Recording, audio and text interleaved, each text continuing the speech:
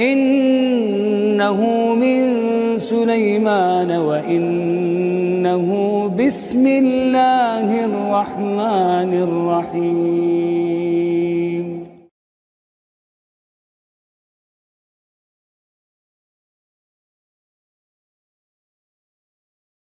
Assalamualaikum warahmatullahi wabarakatuh. Sahabat Berkah Daily rahimakumullah. Selamat datang kembali di channel kami yang penuh inspirasi dan motivasi. Hari ini kita akan mengisahkan salah satu cerita paling menakjubkan dan penuh hikmah dalam sejarah para nabi, yaitu kisah Nabi Nuh alaihi salam.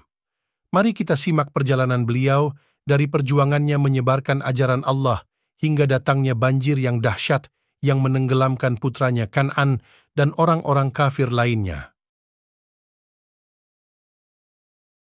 Setelah kenabian Idris alaihi salam, nabi yang diutus setelah itu adalah Nabi Nuh alaihi salam. Beliau adalah Nuh bin Lamik bin Mutawashlih bin Khanukh atau Idris alaihi salam bin Yarid bin Mahlayil bin Qainin bin Shits bin Adam. Menurut Ibnu Jarir dan lainnya, Nabi dilahirkan 126 tahun setelah wafatnya Nabi Adam alaihi salam. Imam Bukhari meriwayatkan masa antara Nabi Adam dan Nabi Nuh adalah 10 abad atau 1000 tahun menurut hitungan kita. Dalam rentang itu, semua orang dalam keadaan memeluk Islam. Namun demikian, menurut riwayat Ibnu Abbas, bahwa 10 abad yang dimaksud adalah 10 abad dalam keadaan memeluk Islam. Ini berarti 10 abad setelah Nabi Adam, manusia di bumi memeluk Islam, namun sesudahnya mereka dalam kesesatan. Disebutkan dalam kitab Kisah Para Nabi yang diterjemahkan oleh Abdullah Khaidir bahwa pada waktu Nabi Nuh diutus Allah Subhanahu wa Ta'ala kepada para penyembah patung dan taghut. Mereka tenggelam dalam perbuatan sesat dan kufur, sehingga Nabi Nuh merupakan rasul pertama yang diutus di muka bumi ini, sebagaimana yang dikatakan oleh semua manusia nanti di padang mahsyar nanti di hari kiamat. Salah satu ayat dalam Al-Quran yang mengisahkan tentang Nabi Nuh alaihi salam, yaitu salah satunya dalam surah Al-A'raf ayat 59. Allah Subhanahu wa Ta'ala berfirman, "Sesungguhnya kami telah mengutus Nuh kepada kaumnya, lalu ia berkata, 'Wahai kaumku, sembahlah Allah, tak ada Tuhan bagimu selainnya. Sungguh, kalau kamu tidak menyembah Allah, aku takut kamu akan ditimpa azab hari yang besar, kiamat.'" Dalam ayat-ayat selanjutnya, menyebutkan bahwa kaum Nabi Nuh berada dalam kesesatan yang nyata.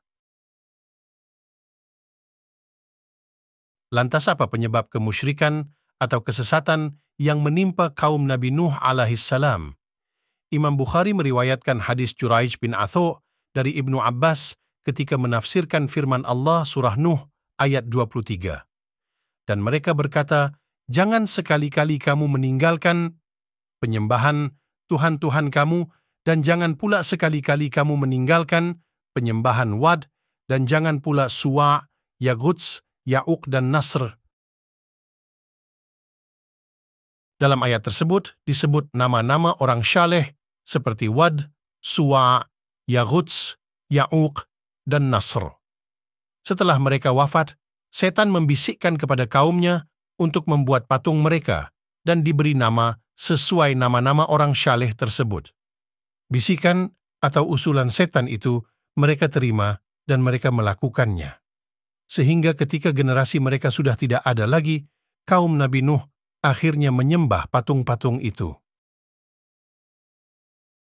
Setelah diutus menjadi rasul, Nabi Nuh dengan berbagai cara berdakwah kepada kaumnya, siang dan malam, sembunyi-sembunyi maupun terang-terangan, dengan memberikan janji yang menyenangkan dan ancaman yang menakutkan. Namun rupanya dakwah yang dilakukan Nabi Nuh tidak mendapat tanggapan. Sebagian besar mereka menolak. Bahkan mereka melecehkan Nabi Nuh dan para pengikutnya.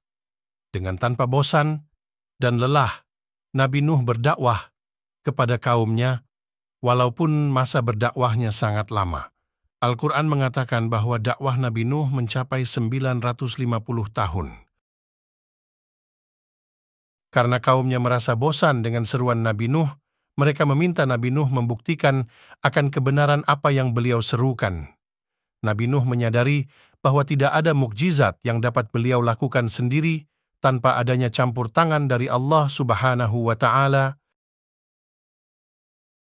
Akhirnya, Nabi Nuh memohon kepada Allah agar segera menurunkan azabnya kepada mereka dan menyelamatkan dirinya dan para pengikutnya atas kedaliman mereka. Atas permintaan Nabi Nuh, Allah Subhanahu wa Ta'ala memerintahkan beliau untuk membuat perahu besar yang tidak ada bandingnya, baik sebelumnya maupun sesudahnya. Atas perintah itu, sebagian salaf berkata bahwa Allah memerintahkan untuk menanam pohon dan menunggunya selama 100 tahun.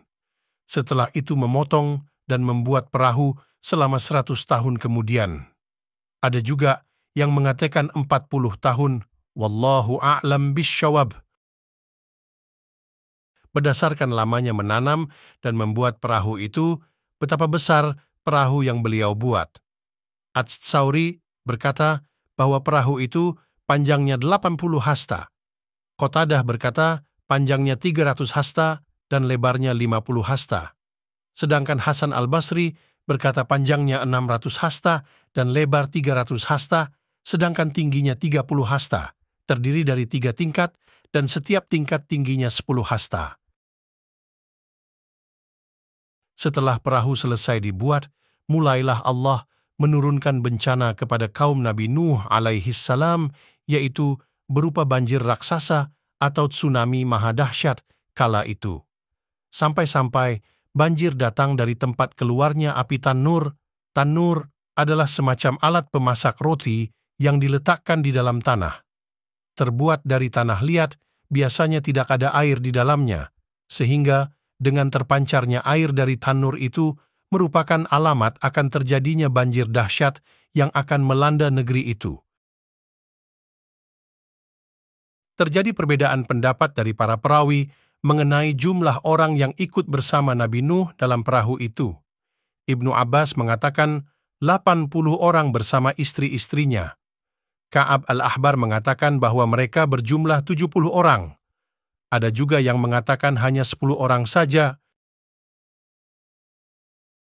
Setelah mereka semua naik ke atas perahu, begitu juga hewan ternak, Allah memerintahkan mereka memohon keselamatan dan barokah kepadanya. Sebagaimana yang diajarkan dalam Al-Quran Surah Al-Mu'minun ayat 29, Allah berfirman, "Dan berdoalah ya Tuhanku, tempatkanlah aku pada tempat yang diberkati, dan Engkau adalah sebaik-baik yang memberi tempat." Nabi Nuh pun menunaikan perintah Allah tersebut, sementara itu langit mulai menumpahkan hujannya yang sangat deras, yang mana belum pernah terjadi hujan sedemikian derasnya, baik sebelum maupun sesudahnya.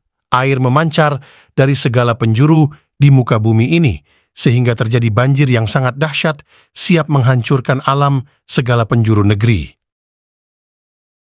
Sebagian ahli tafsir mengatakan ketinggian air mencapai 15 hasta dari atas gunung yang paling tinggi. Ada pula yang mengatakan 80 hasta yang menenggelamkan segala penjuru negeri.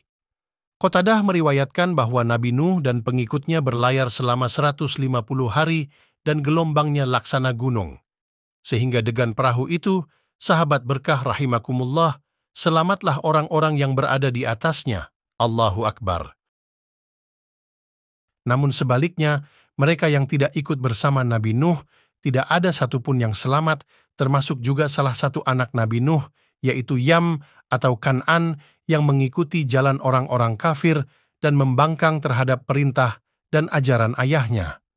Nabi Nuh sudah berusaha mengajaknya hingga detik terakhir, namun Kan'an lebih memilih jalan kesesatan ketimbang keselamatan, yaitu dengan naik ke atas gunung yang akhirnya dia ditenggelamkan oleh Allah bersama orang-orang kafir lainnya. Kisah Nabi Nuh alaihissalam mengajarkan kita banyak hal, mulai dari kesabaran dalam berdakwah, keyakinan kepada janji Allah, hingga pentingnya keimanan yang kuat. Banjir dahsyat yang menenggelamkan Kan'an dan orang-orang kafir menjadi pengingat bagi kita semua tentang konsekuensi dari menolak kebenaran. Semoga kita bisa mengambil hikmah dari kisah ini dan selalu berusaha untuk menjadi hamba yang taat kepada Allah Subhanahu wa Ta'ala. Terima kasih telah menonton video ini. Jangan lupa untuk like, komen, dan subscribe untuk mendapatkan lebih banyak kisah inspiratif lainnya. Wassalamualaikum warahmatullahi wabarakatuh.